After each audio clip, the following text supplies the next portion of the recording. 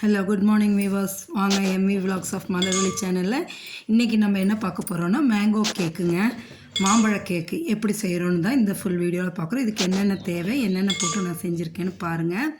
வாங்க பாருங்கள். அதை பால், பவுடர் சுகரு, மைதா மாவு, நீங்கள் வேணால் கோதுமை மாவுலேயும் செய்யலாம், தயிர், baking soda, baking powder, baking soda, அடுத்தது இந்த டஸ்ட் பண்ணுறதுக்காக மைதா மாவு. இது அந்த கப்பில் இல்லாமல் நான் இந்த குட்டி டம்ளரில் இது பண்ணுறேன். மேங்கோங்க, எண்ணெய், கலக்கிறதுக்கு பவுலு, கட் பண்ணுறதுக்கு போர்டு, கத்தியெல்லாம் எடுத்துகிட்டு வச்சாச்சுங்க. இப்போ நம்ம செய்வோங்க. ஃபஸ்ட்டு மாம்பழத்தை எடுத்து பீசஸாக எடுத்துக்குவோம். தோல் இல்லாமல் வெறும் பீசஸ் மட்டும் எடுத்து நம்ம மிக்ஸி ஜாரில் போட்டு அரைப்போங்க. நல்லா பீசஸ் சின்ன சின்னதாக போட்டு கட்டி இல்லாமல் நல்லா நைஸாக அரைச்சி எடுத்துடணுங்க. பல்ப்பாக அந்த மேங்கோ பல்ப்பை வச்சு நம்ம இந்த மேங்கோ கேக் செய்கிறோம். நீட்டாக நறுக்கிட்டு செய்யலாம். குழந்தைங்க வீட்டில் இருக்கையில் ஏதாவது ஒன்று செஞ்சு கொடுத்துட்டு தாங்க இருக்கணும். அதுக்காக ஒரு மாம்பழத்தை வச்சு ஈஸியாக சீக்கிரமாக ஒரு மாம்பழ கேக் செஞ்சிடலாங்க. சரிங்களா? பாருங்கள், இப்போ மிக்ஸி ஜாரில் எடுத்து பவுடர் சுகரை இந்த டம்ளரில் 3/4 டம்ளர் எடுத்துக்கிட்டேங்க. அதில் வந்து 1/2 டம்ளர் தயிருங்க, அதுக்கப்புறம் 1/2 டம்ளர் வந்து பால், 1/2 டம்ளர் எண்ணெய் ஊற்றியாச்சுங்க. எல்லாத்தையும் ஊற்றிட்டு நம்ம மேங்கோ பல்ப் அடித்து வச்சுருக்கோம் பாருங்கள், அதில் ஒரு 2 ஸ்பூனை நிறுத்திட்டு மீதியெல்லாம் போட்டுக்கிட்டேங்க. போட்டு மிக்ஸி ஜாரில் போட்டு நல்லா அடித்து எடுத்துடணுங்க. நல்லா அடித்து எடுத்துட்டோன்னா நல்லா ஃபைன் பேஸ்ட்டாக, நல்லா ஸ்மூத் பேஸ்ட்டாக வந்துடுங்க.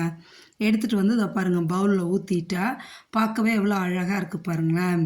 அவ்வளோ ஸ்மூத்தான ஒரு பேஸ்ட்டாக வந்தாச்சு. நான் மைதா மாவு ஆல்ரெடி சலித்து எடுத்து வச்சுட்டேன், அதனால் அதை அப்படியே எடுத்து போட்டுட்டு 1 spoon baking powder, 1/2 spoon baking soda அதையும் இதில் போட்டுருங்க. போட்டுட்டு அப்படியே மாவை கலக்குங்க.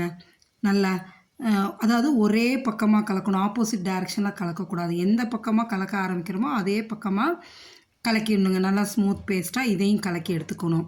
நல்லா விஸ்க் வச்சுட்டு இதை நம்ம மிக்சியில் போடக்கூடாதுங்க. மாவு போட்டதுக்கப்புறம் பொறுமையாக நம்ம கையால் தான் கலக்கி எடுக்கணுங்க. அதை பாருங்கள், நல்லா அந்த பேட்டர் வந்துட்டு கேக் பேட்டரு நல்லா ஸ்மூத்தாக வந்துருச்சுங்க. இதுக்கிடையில் நம்ம அந்த கேக் டின்னு பேக் பண்ணுறோம் இல்லைங்களா, அந்த பேக் பண்ணுற கேக் டின்னை வந்து ஆயில் போட்டு மைதா போட்டு டஸ்ட் பண்ணி வச்சுட்டேன். எடுத்து இப்போ ஊற்றுற பாருங்க, இந்தமாரி ரிப்பன் கன்சிஸ்டன்சி அப்படியே மடிப்பாக விழுகணுங்க. அப்படி விழுந்தாதான் கேக்கோட அந்த பேட்டர் கரெக்டாக இருக்குது, மிக்சிங் ஆகிருக்குன்னு தெரிஞ்சுக்கலாம். போட்டு நல்லா டேப் பண்ணி விடுங்க. ஏர் பபுள்ஸ் எங்கேயும் ஹோல் இல்லாமல் நல்லா டேப் பண்ணி விட்டுட்டு, நான் குக்கரை வந்து ஆல்ரெடி கேஸில் சிம்மில் வச்சுட்டு வந்துட்டேங்க. வச்சுட்டு வந்து தான் ப்ரிப்பேர் பண்ண ஆரம்பித்தேன். ஏன்னா இப்போ 10 மினிட்ஸ் ப்ரீ ஹீட் பண்ணால் தான் நல்லாயிருக்கும். பாருங்கள், இப்போ நான் உள்ளே ஒரு ஸ்டாண்ட் வச்சு ப்ரீ ஹீட் பண்ணிட்டேன். இப்போ அந்த கேக் டின்னை எடுத்து இதுக்குள்ளே வச்சிட்றோங்க. அவ்வளோதான். வச்சுட்டு குக்கரை மூடிடணுங்க. குக்கரை மூடி சிம்மில் வச்சிடணும். ஆனால் வெயிட் போடக்கூடாதுங்க.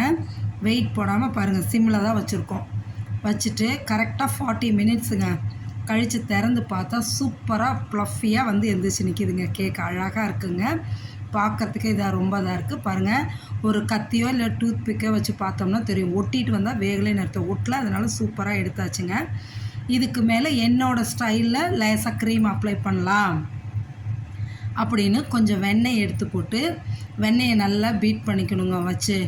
அதையும் இது பண்ணிவிட்டு இந்த பவுடர் சுகர் ஒரு 3 ஸ்பூன் வச்சுருக்கேன், அதையும் இதில் போட்டுட்டு அந்த மேங்கோ பல்ப் ஒரு 2 ஸ்பூன் வச்சுருக்கோம், எல்லாத்தையும் போட்டு கலக்கணுங்க.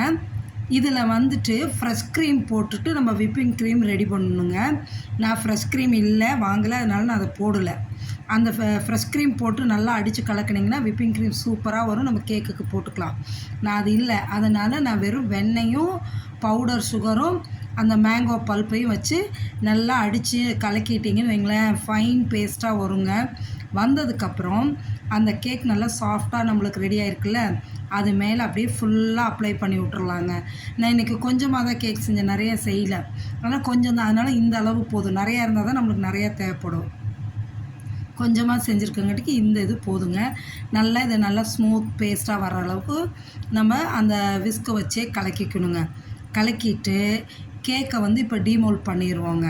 நல்லா ஆறி இருக்குது ஆல்ரெடி, அதே எடுத்த மாதிரி இருக்குது கேக்கும். இருந்தாலும் நம்ம கத்தி வச்சு சைடில் எடுத்து விட்டுட்டு அப்படியே தட்டி எடுத்துக்கலாங்க. இப்போ இது வந்து நம்மளுக்கு க்ரீம் ரெடி ஆச்சுங்க. பாருங்கள், சூப்பராக வந்துச்சுங்க. இருந்தாலும் நம்ம சைடில் லேசாக எடுத்து விட்டுட்டு எடுத்தோம்னா ஈஸியாக சீக்கிரம் நல்லா வந்துடும், டிமோல்ட் ஆகிடும். அதுக்காக தாங்க. இப்போ ஒரு பிளேட்டை மேலே கமுத்தி அப்படியே திருப்பி எடுக்கிறாங்க. எடுத்துட்டோன்னா சூப்பரான மேங்கோ கேக்குங்க. நல்லா அந்த ஃப்ளேவர் நல்லா இருக்குங்க. அவ்வளோ நல்லா இருக்குது எடுக்கும்போது கேக்கு. பாருங்களேன், சூப்பராக அடி பிடிக்காமல் கொள்ளாமல் என்ன அழகாக கலர் வந்திருக்கு பார்த்தீங்களா? ரொம்ப சாஃப்டாக இருக்குங்க. தொடும்போதே அவ்வளோ ஒரு சாஃப்டாக இருக்குங்க நல்லா. இப்போ இதுக்கு பாருங்களேன், நம்ம கை வைக்கும்போதே அவ்வளோ ஸ்பாஞ்சியாக இருக்குது. அதனால தான் இதை உங்களுக்கும் காமிச்சேன். இப்போ பாருங்கள், இது நல்லா இதாகிடுச்சா? இந்த க்ரீம் எடுத்து அதில் அப்ளை பண்ணுறோங்க. நான் வந்து கேக்கு நல்லாவே ஆறி இருக்கணுங்க. அப்படியே போட்டால் தான் அந்த மெல்ட் ஆகாமல் இருக்கும். நான் கொஞ்சம் லைட்டாக சூடு இருக்கும்போதே இது பண்ணுறங்காட்டிக்கு லேசாக உங்களுக்கு மெல்ட் ஆகிற மாரி தெரியும்.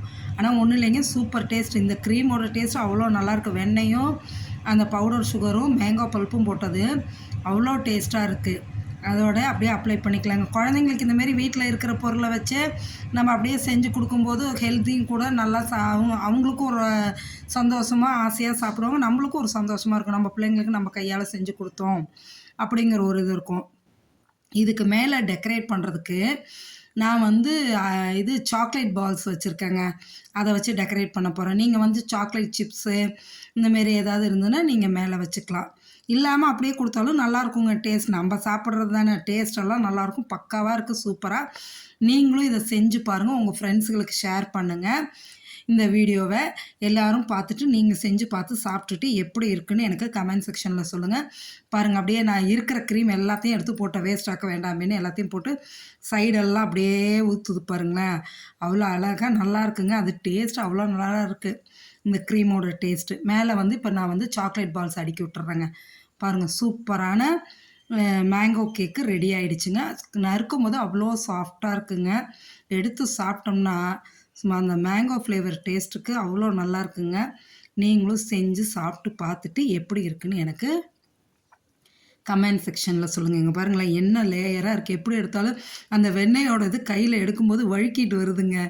நல்லா வெண்ணெயும் அந்த இது ஐஸு இது சுகர் பவுடர்லாம் போட்டு செஞ்சோம் இல்லையா, அவ்வளோதான் அது வழுக்கிட்டு வருது நல்லா. அங்கே பாருங்கள், அமுத்தினோம்னா அப்படியே சல்லுன்னு கீழே போயிட்டு மேலே வருது பாருங்கள். அவ்வளோ சாஃப்டாக இருக்குது. தேங்க்யூ.